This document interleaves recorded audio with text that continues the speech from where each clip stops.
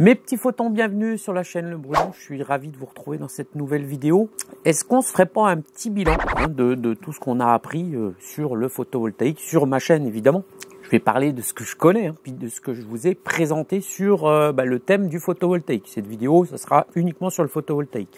Puis après, on fera une petite expérience. Alors, vous avez vu la jaquette. Et puis, on verra ce que ça donne. Je vous ai donc parlé de l'influence du tracker solaire sur une de mes vidéos. On sait maintenant que avec un tracker solaire, on va pouvoir produire environ 30% de plus d'énergie, par rapport à des panneaux fixes. On a pu se rendre compte aussi de l'influence de la température sur les panneaux solaires, puisque j'avais fait une vidéo où vous me voyez arroser les panneaux copieusement avec de l'eau.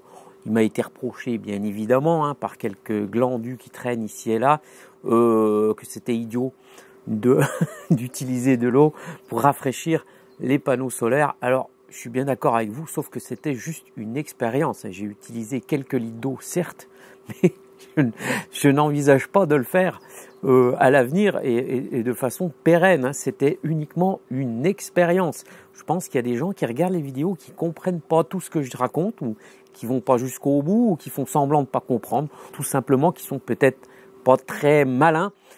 Voilà, donc quand je refroidis les panneaux avec de l'eau, ce n'est pas pour le faire de façon pérenne, c'est une expérience. On m'a dit aussi qu'il fallait faire attention avec le choc des températures. Alors, évidemment, les panneaux solaires, c'est du verre trempé qui est dessus, donc ça ne risque pas grand-chose. Il faudrait vraiment prendre un très très fort choc thermique pour qu'ils se mettent à péter quand même. On sait aussi que il est très facile de brancher des panneaux solaires soi-même, de faire son kit soi-même, de le concevoir, puisque je vous ai montré que en quelques minutes, on pouvait être très vite raccordé au réseau et puis devenir producteur d'électricité. Évidemment. Alors, moi je présente les choses, mais je voudrais m'expliquer aussi, c'est que, évidemment, sous-entendu dans mes vidéos qu'il y a des règles à respecter, mais moi j'essaye de rester dans le technique.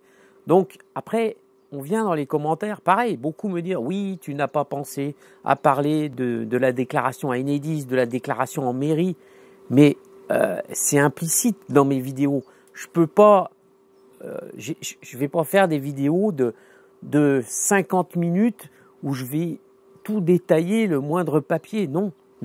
Je vais essayer de rester technique et de me focaliser sur le technique. Donc il y a des choses, bien évidemment qu'il faut faire ses recherches soi-même. Moi, je présente les choses, on va dire, d'une manière très technique pour vous donner des éclairages. Puis, en même temps, moi, j'apprends des trucs parce que je suis comme vous. Il y a des choses que je découvre et puis que je le fais parce que j'ai une chaîne YouTube et que ça m'intéresse. Donc, devenir producteur, c'est assez facile. Je vous ai aussi présenté une manière de faire. Alors, j'en ai fait deux différentes. C'est le routage solaire, c'est-à-dire le surplus de l'autoconsommation, comment le transformer en eau chaude, transformer l'énergie solaire de surplus et qu'elle parte dans une résistance. Alors beaucoup de questions sur le sujet aussi. Le routeur solaire que vous m'avez vu faire, j'en ai fait deux, un à la base d'un Raspberry avec un Robodine et un avec un EM4 Cruiset et un relais statique bien spécifique et un petit boîtier pour lire la consommation. Donc on a vu que c'était possible aussi, avec pas beaucoup de moyens, de transformer facilement du surplus en eau chaude. Pourquoi faire ? Pour renvoyer le moins possible dans le réseau, puisque on fait un investissement avec des panneaux solaires, c'est quand même bien dommage de donner tout simplement cette électricité à l'EDF, parce que quand on part comme moi sur de l'autoconsommation mais sans revente, on la donne. Donc vous avez vu, c'est pas, il n'y a pas besoin de travailler à la NASA pour arriver à faire du routage solaire. Et puis il y a des solutions toutes prêtes qui existent, des routeurs tout faits. Je pense que c'est un très très bon investissement. On a vu aussi qu'il y avait certains aspects du photovoltaïque qui n'étaient pas forcément évidents, comme fabriquer des supports pour des panneaux solaires. Finalement, c'est le moins évident dans le solaire, contrairement aux branchements électriques qui finalement ne sont pas si compliqués. Il y a un sujet que j'ai pas trop abordé, c'est le monitorage de notre production. Alors moi je l'ai fait moi-même à la base d'un Raspberry avec de la communication avec le M4. Voilà, c'est du fait moi-même. Je vous invite, si vous voulez en savoir plus, à évidemment aller regarder plein de tutos. Il y a énormément de tutos. Et moi, je pourrais pas vous donner mon avis en fait sur tout ça parce que j'essaye de donner mon avis sur ce que je connais. Puis enfin, dernièrement, je me suis intéressé à la conservation de mon eau chaude, comment surisoler un ballon d'eau chaude, et puis à la caméra thermique pour voir les phénomènes physiques qui se passent au niveau des échanges de température. Donc, ce qu'on a vu, c'est que un simple papier bulle, du tripli, vous appelez ça comme vous voulez, de l'isolant mince, c'est déjà assez efficace pour faire une surisolation et nous permettre de mieux conserver l'eau chaude. Et puis prochainement sur ma chaîne, on verra l'onduleur Sofar Solar avec la gestion d'une batterie. Et puis tout ça, il faudra que ça cause avec le routeur solaire, le Raspberry.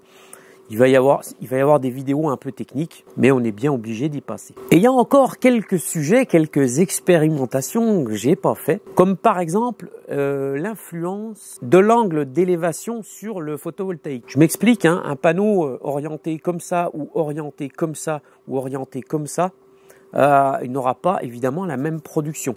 Selon la saison, il y a plein de facteurs évidemment. Mais je vais essayer de faire une vidéo où sur un temps très court, c'est-à-dire quelques minutes, je changerai l'inclinaison de mes panneaux et avec le monitorage, on regardera quelle est l'influence justement de l'inclinaison, de l'élévation, on appelle ça l'élévation, quelle est l'influence sur la production d'énergie. Il y a un autre facteur aussi qui est très important et là qui est pas facile à mesurer parce que on va dire que c'est une MFA. Alors j'ai choisi MFA parce que je trouve que pour évoquer la saleté, la crasse, MFA, je trouve que c'est une unité de mesure qui va pas trop mal. C'est en corrélation, on va dire.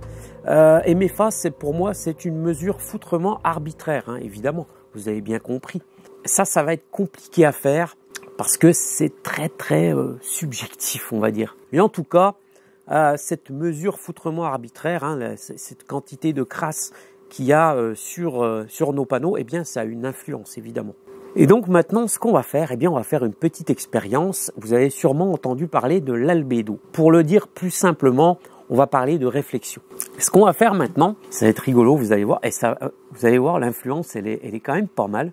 Et du coup, on en parlera après, ça me donne plein d'idées encore. Je pense que ça va vous en donner aussi.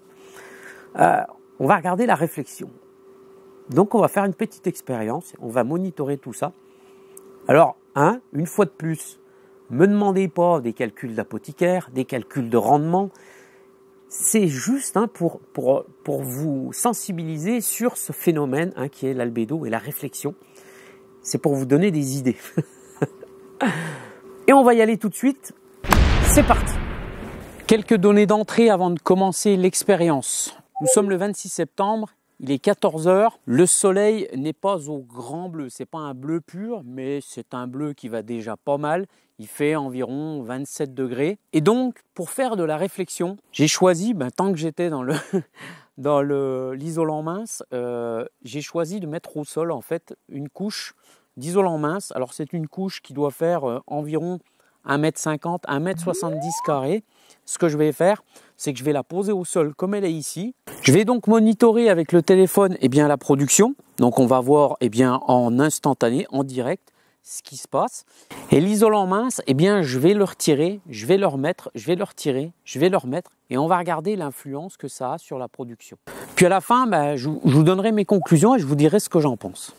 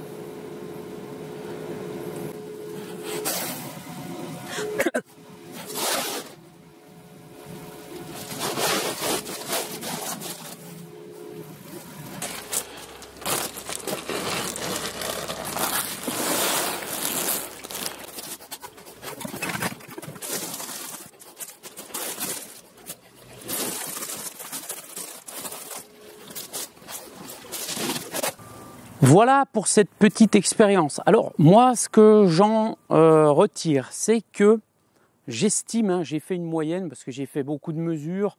Le temps n'est pas idéal. Enfin ici, il est quand même assez bleu, mais il y a quand même un peu de voile. J'estime à environ une trentaine de watts par panneau, mais ça c'est aujourd'hui, avec les conditions qu'on a aujourd'hui, avec mes panneaux, avec l'inclinaison, bref, tout ça. C'était vraiment pour vous sensibiliser, hein, sur la réflexion, l'albédo, hein, qu'il y a au sol.